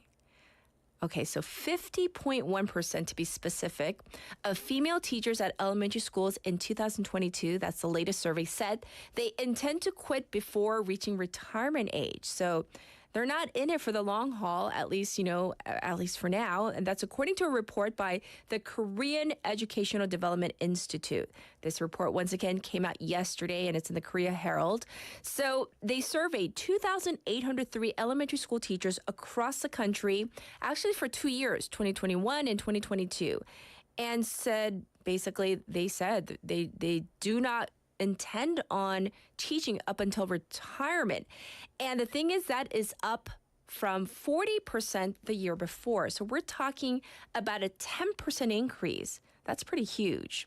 So researchers noted that the emotion of fatigue appears to have played a considerable role in the increasing number of female teachers wanting to quit, considering that the wage gap between genders, prevalent in many fields of work here in South Korea, actually it's non-existent for teachers. And they found that still, number one reason, emotional fatigue. It's a relevant factor prompting both female and male teachers wanting to quit, but it affects women more, increasing the likelihood of quitting by 1.44 times. And you all remember the death of a suicide of a 24-year-old female elementary school teacher in July in 2023. That really did spark a nationwide dispute over the rights of teachers here in South Korea. There were, allegations that the deceased had endured extreme stress from complaints by the parents of her students. That, those were the allegations. And so that is, I guess, kind of a snapshot, a picture of our teachers. I don't know what the answer is to address this issue, but that is definitely another social issue that is in the news as of right now. And one last story that I do want to cover with you, our waivers out there, is this imminent ruling on Samsung chief giving impetus to shareholder activism. As you know, Lee Jae-yong, he's always in the news for some reason or other. And this time around, it seems that shareholder activism at Samsung C&T has really gained momentum as the court is set to rule actually today on Samsung Electronics executive chairman Lee Jae-yong in a case regarding a very controversial merger between Samsung C&T and Tail Industries. I remember this. This is back in like 2015, right? But it's still lingering. So last Friday, a group of Samsung C&T's long-term shareholders, they announced their cooperation to address a steep discount to the Korean firm's corporate value because they feel that what happened back in 2015 is, that it was not good, obviously, and that's an understatement, right? So the activists, they have sent letters, and now they are trying to take advantage of a highly probable increase in the Korean firm's spending for its shareholders after he avoids the risk of going to jail. So we don't know what's going to happen in this case, of course, but that is a big case that is on the books. And of course, we'll give you the relevant ruling and other decisions that come out of this case. That does it for Social Affairs. We're going to take a song break. I'm going to be by the Proclaimers.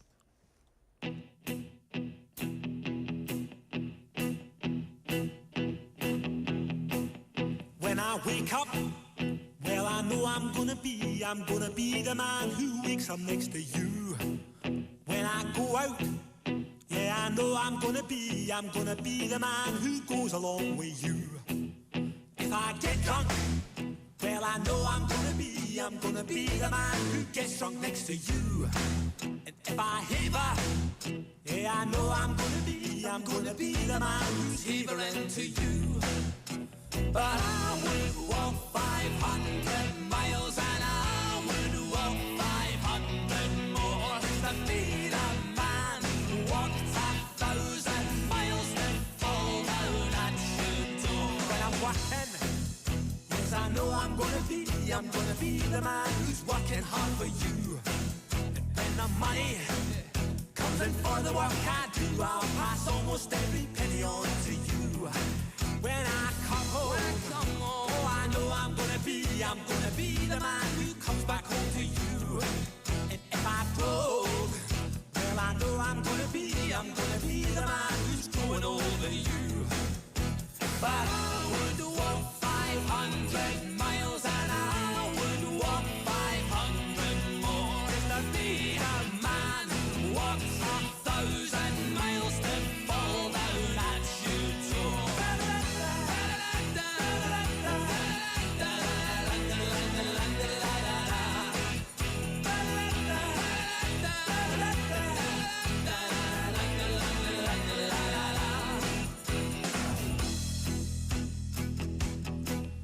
When I'm lonely, well, I know I'm gonna be the man who's lonely without you. And when I'm dreaming, well, I know I'm gonna dream about the time when I'm with you. When I go out, well, I know I'm gonna be the man who goes along with you. And when I come home, yes, I know I'm gonna be the man who comes back home with you. I'm gonna be the man who's coming home with you. But I would walk 500 miles and I would walk 500 more to be the man who walks 1,000 miles to fall down at your door.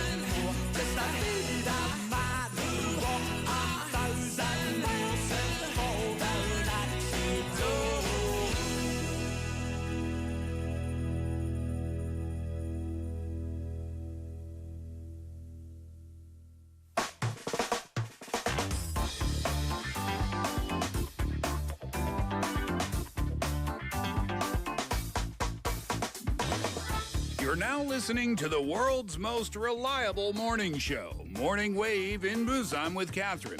Text in to BEFM #9050 for 101. You can also reach us for free through our YouTube live stream or on Kakao Talk. Begin your morning with Catherine, and don't forget to reboot your day after lunch. Stay tuned for Steve Hatherley Reboot every day from 2 to 4 p.m.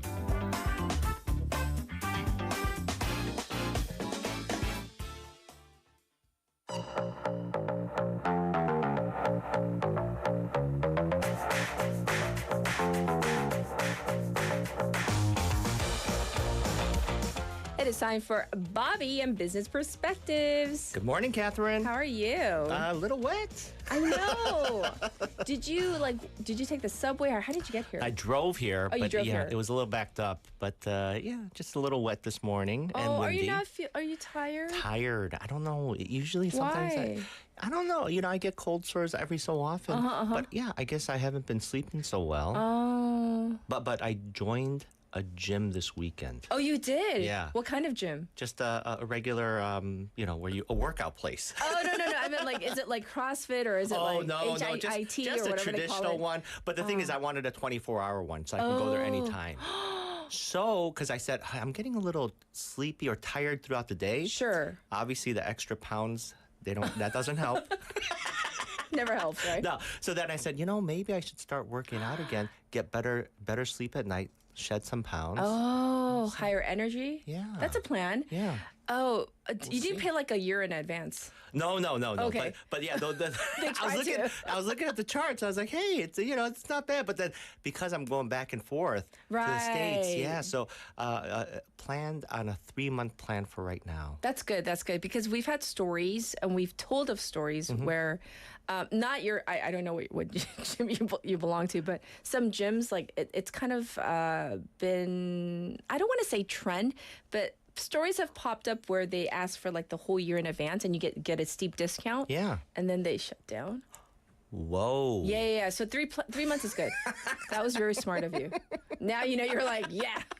I better take advantage of it up front. Yeah. Don't. Yeah. Well, I like I said to all the gym owners out there, I'm not saying you. I'm saying there have been some shady business people. Sure. And today's our text topic. We are talking about Lunar New Year holiday. Your family's abroad, right, in Chicago. So do you have any particular plans, like me, myself, and I, or with the in-laws, or what are you planning to do? I'll probably see for sure see the in-laws. Yes. But because we have a restaurant business. Yes. And it is a 24-hour business. I know. How do you do that? So a lot of our staff, they do take time off to be with family. Oh. Conveniently, I don't have family. Oh. So I will be filling in actually at the restaurant a couple days. Yeah. Not throughout, but for a couple days, couple shifts. Yeah. Okay. So it's going to be fun. I like interfacing with our customers. Do you speak Korean to them? Oh, I do. I'm not sure how much they understand it though. Oh, I gotta go visit, and I'm gonna speak full-on Korean to Bobby. Oh, no. And both of us will be bumbling over our Korean words, but it's okay. No, I try my language. best, and I could take orders. Oh, that's good. That's Yeah, most that's the important. thing, yes. All right, let's dive into business All perspectives. right. I have an ask here, Catherine. Okay. So for all the listeners out there, for 2024, if there's any business topic that you might be interested in. Oh. And if you want to maybe have us talk about it. Yes. Why don't you text it in? Yes, right, anytime. And then we'll go ahead and figure out how we can weave that into one of our segments. Oh, that's a good one. If you have questions, but not things like stock tips from Bobby. None of that. I don't think We don't give out advice because that's like, no. Just check with your own personal broker, right? But, there you go, yes. But like business perspective ideas or like some industry they want to find out more about. Any industry, even companies, even trends. Okay. Questions or thoughts. Sure. Bring them in. All right. I like that. All right. Now, so getting into the topic for this week. Okay. For the first month of the year, we talked a lot about trends. Yes. Right? Trends in the workplace, 2024 trends, startup trends. We talked about industries like the EV industry. Sure. But this week, we're going to really turn our attention and spotlight a company and take a little deeper dive into the company and see how this company has transformed over the years. So a couple questions for you, Catherine. Number one, When I ask you about the Berkshire Hathaway Company, what comes to mind? Warren Buffett. There you go. I mean, is that not a no-brainer? That's a no-brainer. And then Yeah. I was going to ask you, what comes to mind when you hear about Warren Buffett? Oh, so many things. Humble home. Yes. And staying humble to his roots. I don't know. Right. That is his Right. that is his personality. Yeah. And it kind of comes through, and we're going to talk about that, how it kind of comes through in his philosophy of investing. Got it. Okay. So did I answer the questions correctly, kind of? There was no correct answer. I just wanted your thoughts, but yes. Sure. No, I'm but on the right road. I was thinking a lot of people know who Warren Buffett is because obviously he makes all the headlines. Yes. Right? One of the richest people in the world. Right. But like how many people know the company behind him as well, right? I want to And know. How I'm so curious. it came about. Right. So the background on Berkshire Hathaway. So as we know the company today, it's an American holding company. So meaning that it's a company that has in its portfolio other businesses. Sure. Right? It's an investment house in a sense. Now, it's based in Omaha, Nebraska and led by billionaire investor Warren Buffett. Sure. Now, the category that the company falls in today is under the financial sector investments, and also in terms of industry, a reinsurance industry. Now, it's a holding company, and it owns dozens of companies across multiple sectors, such as insurance, utilities, energy, transportation, manufacturing, and retail. Wow. The whole gamut. I mean, talk about a spectrum. Yes. In terms of portfolio, right? Yes. Now, some of the big names that it has in its portfolio is Apple, Bank of America, Coca-Cola. Wow. Major brands, right? Yes. Now, today, what we know of Berkshire Hathaway, very different versus its original roots. And we're going to talk about the origins of the company date back almost 200 years ago. Yes. So it goes all the way back to 1839. And it was established as a textile manufacturer. Okay. And was initially known as the Valley Falls Company. Where's that? It operated in Valley Falls, Rhode Island. On the East Coast. So back okay. then, a lot of textile manufacturing on the East Coast of the U.S. Right. Now, since it started in 1839, and over the first 50 years of that company, that company expanded as well as it merged with other textile firms. And in 1888, it combined with the Hathaway Manufacturing Company. Oh, that's where we get the Hathaway. There you go. I always wonder where they got the Berkshire and the Hathaway. Because it's obviously not Buffett, right? Yes, that's right. Yes. So that's the Hathaway portion, 1888, and that the industry overall continued to grow, and so did that company, and finally in 1955, the company merged with the Berkshire Fine Spinning Associates. Oh, and what were they spinning? Something with textile. Yeah, right? Yarn. Yeah. Not spinning like literally, but yeah. Oh, textile. Oh. Yeah. So the Berkshire, that's where the Berkshire company was headquartered in Bedford, Massachusetts. Still East Coast. Yep. And it was one of the most successful textile firms in the U.S. to date. Right. And back then, in total, their operations, they had 15 plants. Oh. They also employed 12,000 workers. Oh, and this is back in the day. Yeah, and they generated more than $120 million in revenue. Wow. So big. Right? Already successful, yeah. Very successful as a company. Yes. Now, that merger happened in mid-50s, but already by the late 50s, the overall industry, the U.S. textile industry took a steep decline. And that also affected the Berkshire Hathaway Company, and it also took it, and it lost about half of its plants during that time in the New England region.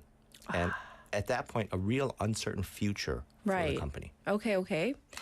And now, the birth of Warren Buffett. That's right. He steps in, right? Yeah. So that's where he enters in. Now, the thing is, he's the CEO of Berkshire Hathaway today. But in 1965, at the age of 35, he actually took a controlling stake in the company. Wait, so I'm doing the math.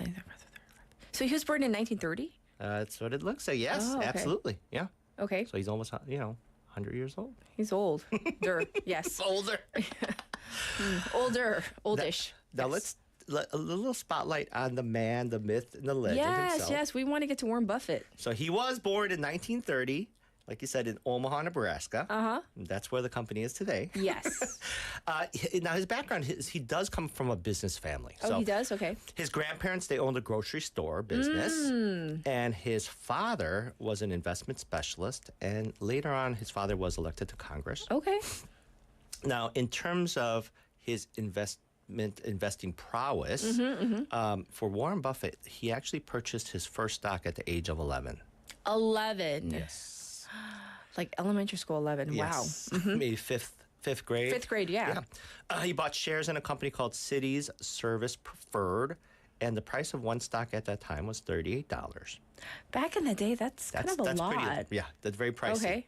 Now, it's interesting in 5 years, from when he started investing, so by the age of 16, right when he could get his driver's license. High school. He's in high school now. Yeah.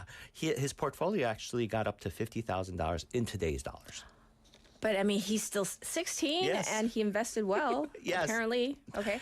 So, but now that's the thing. So he learned a lot in his early, investment career, we'll call it. Okay. And he realized that picking stocks was very hard. Oh, right. And it was tough. So it was ingrained in him that once he found a good one, he was going to hang on to that one for a long time. So that quote unquote like value investing, that's something big with Warren Buffett. Right. He just doesn't look for one hits. Yeah, he doesn't. He's not in and out. Not at all. Okay. Right?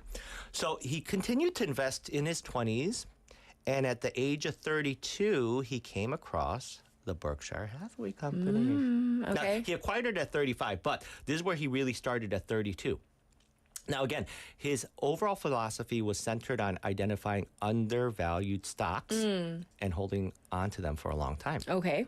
And that approach or philosophy really aligned well with the Berkshire Hathaway business, and he believed that it was fairly undervalued. Oh, the company itself. The company itself, right? So even though that the industry as a whole was tanking, he saw potential in the company, their other assets they had, and he decided at that point he's going to try to transform that company into more of a conglomerate outside of textiles. 32. That's still young. Okay. So, he was, even though the operations were in trouble, he still believed in them. And he really looked at the long-term success and the potential that the company could have based on analyzing a lot of about their balance sheet and the assets that they own. I see. Okay. So he started buying stock in the company at 32, right? And in 3 years, he owned a total of $14 million in Berkshire Hathaway stock. Oh. And he wound up taking control of them pretty much mid-year of 1965. Now, at that point, if you remember, at the height, it had 12,000 employees. At that point, it only had 2,000 employees. And instead of, 15 plants, it only had 2 plants. But he still saw the potential in that? He saw the potential. Wow. Right? Most people would have fled. Absolutely. Right? Yes. So a lot of it, again, how did he pick it? I don't know how he did, but obviously he does a lot of analysis on their financials. Yes. And he saw something that there's a lot. Most people there's just potential didn't see, I guess. Now, so let's talk about the company, how it changed and grew. So under his leadership, it really went a drastic restructuring. Textile operations pretty much phased out. Sure. And by 67, 2 years after he bought or took controlling interest, he really went into a different path and into the insurance and investment sector. So different. Very different. From textiles to insurance and investing. Yes. Yes. I'm sure there were a lot of naysayers out there. I'm sure along the way they were probably dragging, screaming, kicking and screaming no. So, but what he did, he pivoted out, and he really used his business acumen, and he continued to acquire well-managed companies across different sectors. So he expanded Berkshire Hathaway's portfolio to include insurance, like a brand called Geico. Oh, I remember Geico. Yeah. Wasn't there like a gecko as it's like? That's right. Yeah, Geico. Right. Okay, Geico insurance, Geico. And then? He went into energy, retail, and much more. And over the years, he's acquired over 60 companies. And one thing was he was always true to his philosophy in terms of his commitment to long-term value creation. Now, big question. How much is the company valued at right now? Because we went from, this textile, company kind of going down, as they say, what do they say? Circling the drain. It looks like, right? Yes. And he went in and And don't forget, he took controlling interest with $14 million. Right. In 65. Right. Now, as of today, it's valued at over $800 billion. $800 billion. Mm-hmm. That's like the economy of... That's more than the economy of some really, really struggling countries. Yes. Wow. And in 2023, one of their Class A shares was over $500,000. Right? 500,000? Yes. Now, that's a Class A share. That's one of the... Yeah. Now... Currently in his portfolio, and you would think like, wow, he has so many companies, but really it's kind of in a sense, simple. He only focuses like on 50 companies right now. Okay. Like we talked about major holdings in Apple, Bank of America, BYD. Oh, BYD. Yes, we've been talking about the them. Chinese EV manufacturer. Yeah. Yeah. Well, what else? And Kraft Heinz. Okay. That's a big one. Yeah. Right? So, what's interesting is even with the evolution of the global economy, they continue to adapt, and he continues to adapt. But, one thing that I always impressed, and going back to what you originally said in terms of his humble roots, humble beginnings. He always stayed true to that the company maintains its core principle of value investing over a long-term commitment. Long-term commitment. I mean, that's a tough one for people these days. People can't even commit to a job for more than 5 years, right? That's that's kind of rings out because we always see the top line headlines of Warren Buffett, the world's richest man. But we don't see all that. Hey, it's 1965. It just didn't happen overnight. Oh no. Yeah. Decades upon decades, and just keen investments and sticking it. For the long run, not just for the quick fix. And I remember during the early 2000s with the .com. Yes. He was always a person that said, "Hey, if he doesn't understand something, he won't invest in it." Oh. So he didn't fully understand. Not that he couldn't comprehend it. He's not stupid, people. Yeah, he didn't see the value in it, right? And so he always stayed away. And I'm not sure. I'll trust his judgment. And so we'll leave it at that. But that he's always stuck to his roots. All right, let's get to our phrase of the week. Now, an expression called the bright, shiny object. Yes. Why did you pick this one? I picked this because, it means something that grabs one's attention. It's based on the outer or superficial characteristics. Yes. And it does not have much use nor much lasting value. And so it's such a different take than when we just went through the story of Berkshire Hathaway and the investment philosophy of Warren Buffett. That the companies that they buy or invest in are definitely opposite of this expression. It's not the newest or latest and greatest. He looks at value over the long period of time. And he's always stayed true to that core investing principle. Yes. So taking a page from this and turning that attention to us personally. Okay. It's a challenge for us all, whether, it's in this area of personal development, right? To not get hindered by these bright, shiny objects that may appeal to us, whether it's like investing, trying to quickly move up the ranks in a company. Sure. Developing quick relationships, or even our own health, to try to get ahead quicker. Okay, I get it. So here's encouragement. Let's take a more measured or longer view to build up value that is long-lasting. So think about the investments that we make today for ourselves to put us in the best possible position for long-term gain. Right, and when you said investment, I was for me, I was thinking also investing in relationships that are going to go the long run, right? That's right. Not just superficial transactional relationships. No. Yeah, definitely long run relationships, and I'm not just talking about obviously in one's love life, but there's even friendships, right? Absolutely. And business relationships as well. Well, thank you so much for bringing such an interesting figure and company into the spotlight, and of course we will check in with you next week. So thank you so much, Bobby. Have a great week. All right, everybody. This was Business Perspectives with Bobby. And today we talked about how everything is so expensive. It is. I keep complaining about it. I give you real life examples. I bought, an ehobak, like a zucchini, veggie, and it was just really expensive. And I was just like, 2,000, what was it, 600won for this, which I normally pay like under 1,000won for. And then the price of apples and pears, it was just like, wow, I guess we're not having apples this Lunar New Year.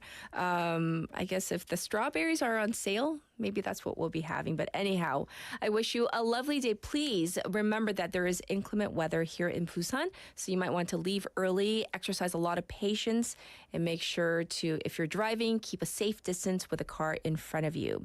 All right, that does it for today. So here is our final song, Shiny, Happy People by REM. Have a good one, everybody. Bye-bye.